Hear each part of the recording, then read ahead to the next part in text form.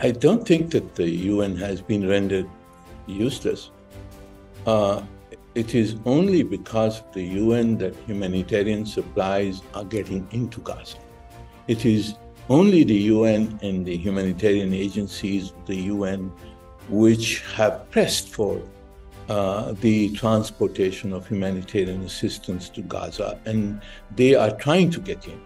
The Secretary General has invoked Article 99 of the UN Charter. He has called for a humanitarian ceasefire. He has pressed the global community to press for a ceasefire, to press for humanitarian assistance. So if you don't have the UN, what will you have? The Gaza has nobody. Nobody will come to the assistance of the besieged people of Gaza except for the United Nations International Agency, through which all of us, the supporters of the Palestinian people, those who sympathize with Palestinians, we are sending our help to them through the United Nations. So the United Nations is far from useless. It is critical in terms of providing support to the besieged people of Gaza. Now, as far as the ceasefire is concerned, stopping the war is concerned, there, of course, Israel has benefited from the fact that it has at least one, if not two, major veto-wielding powers in the Security Council who have prevented a clear call for a ceasefire by the Security Council. And yes, that is a manufacturing defect in the United Nations Charter, which has provided a veto power to five countries. But even those powers, even the United States and the UK, have been pressing Israel to either halt or scale down its operations because of the global public opinion. Domestically, also in the US, there is outcry about what the Israelis are doing. But in Israel, you have an extremist regime which is not listening to anybody, which is not even listening to its friends in terms of stopping the war.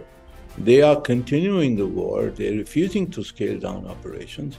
And this is a regime which is composed of, extremists as such. So when a regime like this, it's an outlaw regime, it's violated every precept of international law, and it has to be stopped, but naturally the international community has to mobilize, and we have not been able to mobilize. So that is something that we've tried. We've gone to the General Assembly, we've gone to the Security Council as such. But unfortunately, the Tel Aviv regime has not listened to anybody. Now, they've been taken to the International Court of Justice. The International Court of Justice could very well, at some stage, reach a conclusion that a genocide is happening. But again, the question will be who will enforce the decision of the International Court of Justice. And that is the answer. That is the issue that we have to address in the future. Well, there is a strong move within the UN. There is a discussion that has been going on for several years now on the reform of the Security Council.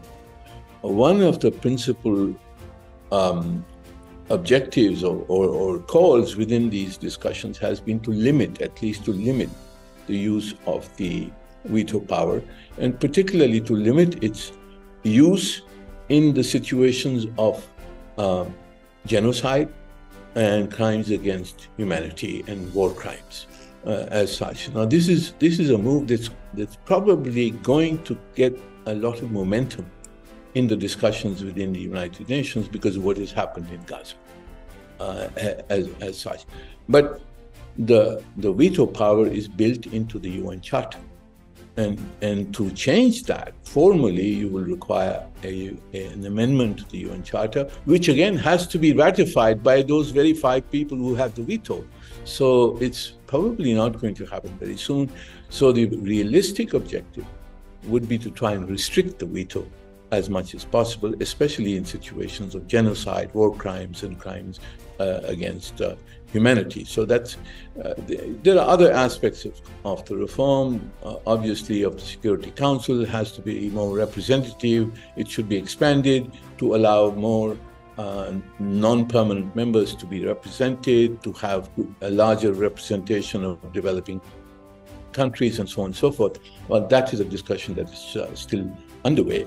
But with respect to veto, I think I've outlined the difficulties of abolishing the veto as such. Well, this is the International Court of Justice, and the judges of the International Court are from all over the world, representing different cultures and legal systems. So one must presume that they will act impartially. Now, having said that, of course, the court has to first establish that it has jurisdiction with regard to what is happening in Gaza. And that is the initial stage which is now being considered in the International Court of Justice, is whether the International Court of Justice has jurisdiction under the Genocide Convention to take up this case. Once that is established, then the substantive discussions or deliberations on whether Israel's actions constitute genocide will then happen. We will not have an early decision.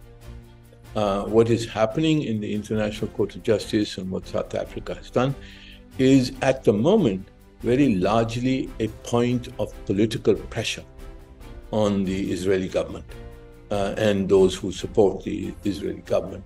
So we have to differentiate between what will come out of this deliberations in the ICJ eventually, and it'll take years, it won't be months, and what we can use it for in terms of political pressure, on the Israeli government to halt their slaughter in Gaza.